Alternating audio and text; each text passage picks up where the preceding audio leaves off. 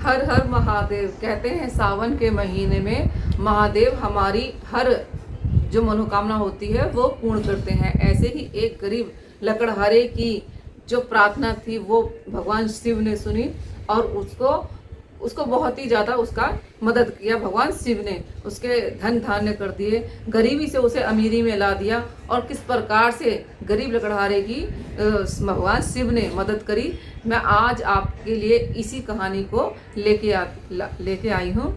तो एक बहुत पुराने से गांव में एक बहुत गरीब लकड़हारा रहा करता। बेचारा वो लकड़ी काट कर ही अपना उसी से गुजारा करा करता था। उसका नाम था मोहन और वो उसका घर जो था गांव में मिट्टी का बना हुआ था। उसके घर में एक पत्नी और एक छोटी सी बेटी रहा करती थी और वो इतना गरीब था कि जंगल से लकड़ियां काट कर ही उसका गुजारा हुआ करता। सावन का महीना शुरू होने वाला था तो उसकी पत्नी बोली कि भाई ऐसा करो, सावन का महीना शुरू होने वाला है और अगले दिन से सोमवार है, तो आप भी भगवान शिव को जल लेकर और उनकी पूजा करना। और आप कैसे पूजा करोगे, आपके पास वो धन इतना नहीं है कि दूसरों की तरह आप मतलब फल लेके जाओगे, मिठाई लेके जाओ, दूध चढ़ाओगे भगवान शिव के ऊपर, तो आप किस तरीके से उनकी पूजा करोगे। तो वो बहुत ही उसमें दुविधा में पड़ जाता है कि भाई धन तो मेरे पास है नहीं, अब मैं पूजा भगवान की किस प्रकार से करी जाए जो भगवान शिव प्रसन्न हो जाए। तो वो अपने मन में बहुत ही दुखी होता है क्योंकि जंगल में लकड़ियां उसे इतनी ज़्यादा नहीं मिलती थी। पर वो फिर भी बहुत ही सच्चा भक्त, जिसे कहते हैं शिव का वो बहुत ही सच्चा भक्त था। और कहते हैं कि वो अपने मन में हमेशा शिव की मतलब मंत्र करता रहता था, हर हर महादेव, हर हर महादेव। मतलब रात दिन सुबह शाम उठते बैठते बस उसका यही रहता था कि मैं भगवान शिव में ही लीन रहा करता था। वो इतनी उसकी तप से रहा करता था। मतलब उसके पास पैसा नहीं था पर उसका सच्चा मन जो शिव को चाहता था वो उसके अंदर बहुत था। भाई वो उसने क्या करा, जंगल में गया और एक बेलपत्र के पेड़ से 3 बेलपत्र के पत्ते तोड़ लिए और वहीं पास में एक नदी थी। नदी से उसने जल भरा, वो बेलपत्र उसके अंदर डाले और सीधा मंदिर की ओर उसने अपना रास्ता तय किया। मंदिर में धीरे धीरे जाते जाते उसे थोड़ा समय लग गया। जब मंदिर में पहुंचा तो उसने जल और वो बेलपत्र भगवान शिव पर चढ़ा दिए। उसने जब चढ़ाए वो जल और बेलपत्र, जब सबने पूजा कर ली, शर्म से वो सबसे पीछे खड़ा रहा कि मैं इतने अमीर लोगों के सामने सिर्फ जल चढ़ाऊंगा तो अच्छा नहीं लगेगा मेरे शिव को भी। जब सब अमीर लोगों ने भगवान शिव की दूध से, दही से और मतलब मिठाइयों से, फल से बहुत सेवा कर रहे थे भगवान शिव की, तो उसके मन में थोड़ी सी खिन्न भावना ये आई कि मैं अभी जल नहीं चढ़ाऊंगा जब तक ये सारे जितने भी थे वो पूजा ना कर लें। जब सारे जने चले जाते हैं मंदिर में, मंदिर थोड़ा खाली हो जाता है, तब वो बेचारा अपना लोटा और वो बेलपत्र लेके जाता है और जल चढ़ाता है और आंखों में उसके आंसू होते हैं और वो प्रार्थना करता है, हे भगवान, हे मेरे शिव, मेरे पास तो देने के लिए ऐसा कुछ नहीं है। मैंने तो जंगल से सिर्फ ये 3 पत्ते और जो नदी में जल बह रहा था वो ही लोटे में लेके आपको अर्पण कर दिया है और मैं तो प्रार्थना यही करता हूँ, भगवान मेरी भी प्रार्थना आप सुने। तो वो मंत्र का जाप करते करते वो जल भगवान शिव पर अर्पित कर देता है। अर्पित करने के बाद वो वहाँ से चला जाता है। सावन के महीने में वो लगातार मतलब पूजा पाठ करता रहा, पर उसकी पूजा यही होती थी, या तो मंदिर वो जाता ही नहीं था, अपने मन से ही शिव को मंत्र उच्चारण करता रहता था। एक दिन वो फिर जल देने गया मंदिर में। जब जल देने गया तो रास्ते में मंदिर के नीचे ही उन्हें एक साधु मिले। साधु ने कहा कि भाई मुझे बहुत तेज भूख लग रही है। तो जो उनकी पत्नी थी उन्होंने उन्हें चने बांध कर दिए थे कि जब तुम्हें जंगल में भूख लगे तो तुम ये चने खा लेना।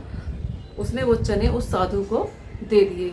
साधु को देने के बाद जब साधु ने पानी पिया और वो चने खा लिए, तब साधु ने कहा, अरे बेटा तुमने तो सारे ही चने मुझे दे दिए, अब तुम दिन भर क्या खाओगे। तो कहता है कोई बात नहीं, भूखे को दान जरूर देना चाहिए, वही मैंने करा है। आप भूखे थे और मुझे इस समय भूख नहीं लग रही, तो मैंने आपको अपना अन्न आपको दे दिया, इसमें कोई बड़ी बात नहीं है।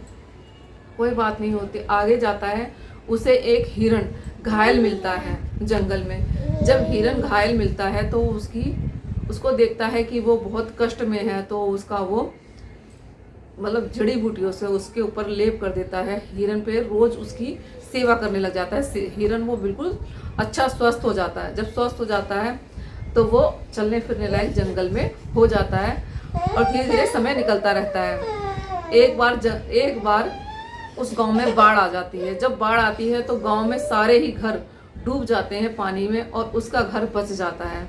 तब जो साधु उसको मंदिर के पास मिला था, वही साधु उसके दरवाजे पे खड़ा होता है, पर उसके मस्तक पे तेज दिखाई दे रहा होता है ना, तो वो कहता है कि ये मुझे नहीं पहचान पाएगा, पर वो लकड़हारा उनको पहचान लेता है। तो वो साधु कहता है, बेटा आपने मुझे पहचाना?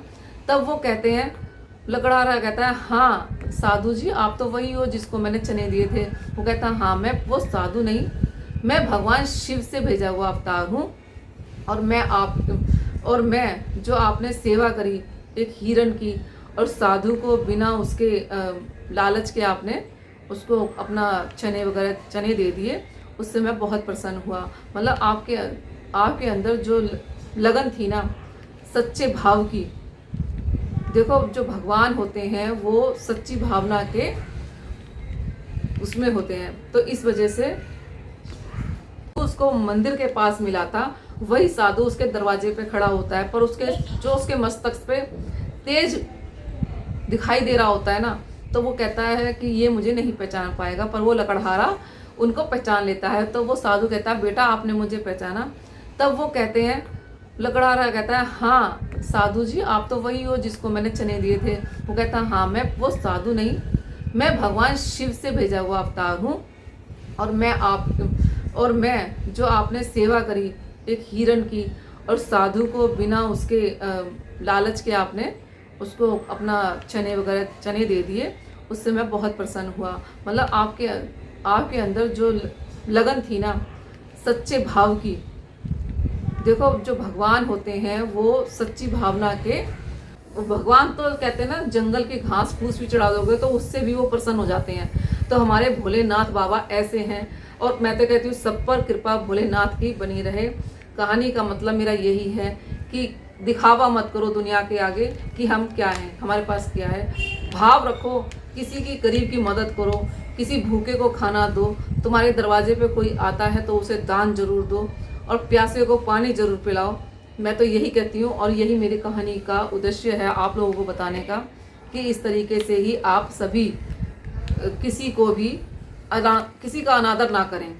आपको मेरी कहानी कैसी लगी प्लीज़ कमेंट बॉक्स में ज़रूर बताएं और मेरे चैनल को लाइक और सब्सक्राइब जरूर करें। हर हर महादेव, घर घर महादेव।